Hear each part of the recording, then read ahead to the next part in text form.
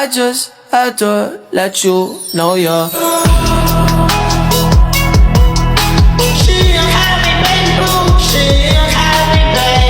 Halo teman-teman, perkenalkan nama saya Maria Katarina Angel dengan NIM 431240004. Jadi teman-teman, pada kesempatan kali ini saya akan membahas dua hal yang sebenarnya sangat dekat dengan kita, namun sering dianggap sama oleh orang-orang.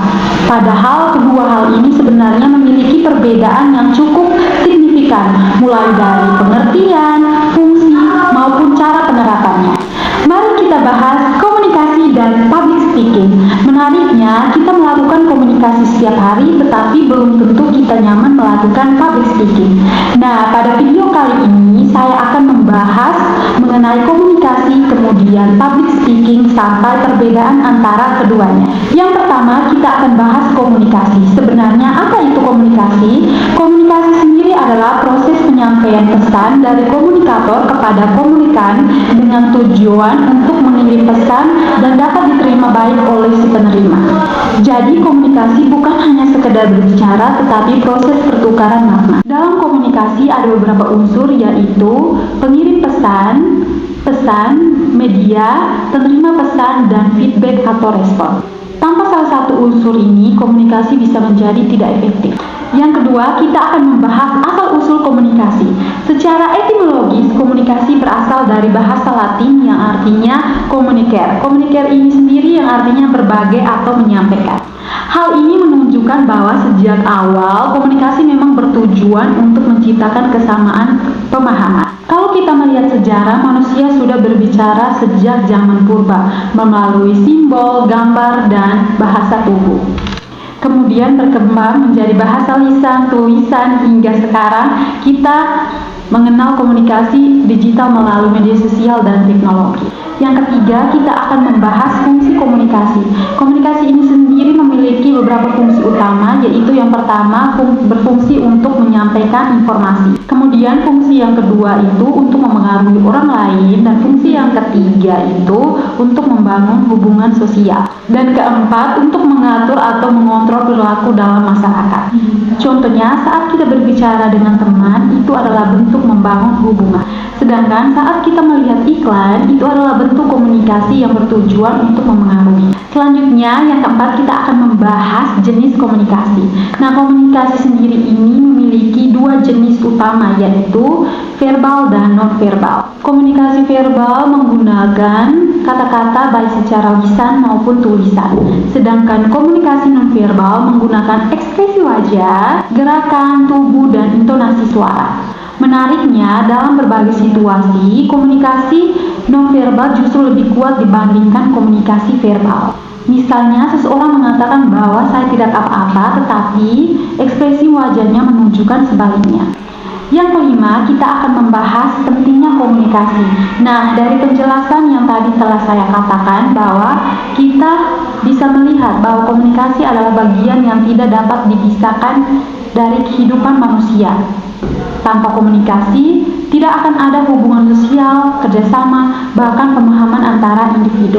Nah, teman-teman, penjelasan mengenai komunikasi cukup sampai di sini. Selanjutnya, yang kedua, kita akan membahas mengenai public speaking. Nah, teman-teman, apa itu public speaking? Berbeda dari komunikasi secara umum, public speaking adalah kemampuan berbicara di depan umum secara struktur untuk menyampaikan pesan kepada audiens. Public speaking biasanya dilakukan pada situasi formal maupun semi formal, biasanya seperti presentasi, pidato, maupun acara seminar. Yang kedua, kita akan membahas asal-usul public speaking. Public speaking sudah dikenal sejak zaman Yunani kuno dan Romawi. Pada masa itu, kemampuan berbicara di depan umum sangat penting, terutama dalam bidang politik dan hukum. Salah satu tokoh terkenal adalah Aristoteles yang memperkenalkan konsep retorika.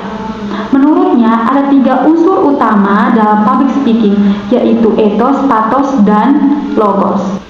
Ethos sendiri ini berkaitan dengan kredibilitas pembicara, pathos berkaitan dengan emosi audiens, dan logos berkaitan dengan logika atau isi pesan. Teman-teman, kita lanjut. Yang ketiga, kita akan membahas tujuan public speaking. Public speaking memiliki beberapa tujuan utama, antara lainnya untuk memberikan informasi, mempengaruhi audiens, dan menghibur. Misalnya dosen saat mengajar bertujuan untuk memberikan informasi kepada mahasiswa yang menerima materi tersebut. Sedangkan seorang pembicara motivasi bertujuan untuk mempengaruhi audiens. Kita lanjut, yang keempat, elemen penting public speaking. Agar public speaking berjalan dengan efektif, ada beberapa hal yang perlu diperhatikan. Pertama, pembukaan yang menarik agar audiens tertarik. Kedua, isi yang jelas dan struktur. Ketiga, penutupan yang kuat dan mudah diingat. Selain itu, aspek nonverbal juga sangat penting seperti kontak mata, bahasa tubuh, dan intonasi suara. Karena dalam public speaking, cara penyampaian sangat menentukan keberhasilan pesan. Yang kelima, kita akan membahas tantangan public speaking. Nah, banyak orang merasa takut saat melakukan public speaking. Hal ini biasanya disebabkan oleh rasa gugup, kurang percaya diri, atau takut dinilai oleh orang lain. Namun, sebenarnya public speaking ini sendiri adalah keterampilan yang bisa dilatih. Semakin sering berlatih, maka kemampuan berbicara di depan umum akan semakin meningkat. Teman-teman, ini materi yang terakhir. Kita akan membahas perbedaan antara komunikasi dan public speaking. Jika dibandingkan, public speaking dan komunikasi memiliki beberapa perbedaan utama.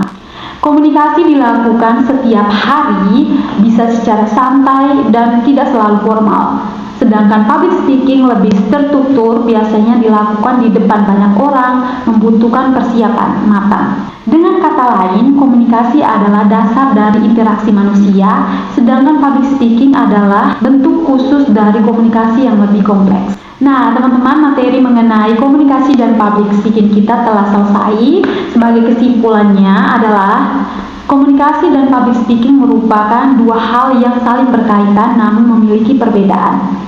Komunikasi adalah kebutuhan dasar manusia, sedangkan public speaking adalah keterampilan yang perlu dikembangkan. Dengan memahami keduanya, kita bisa menjadi individu yang lebih efektif dalam menyampaikan pesan, berinteraksi dengan orang lain. Nah, teman-teman, sekian dari saya. Terima kasih.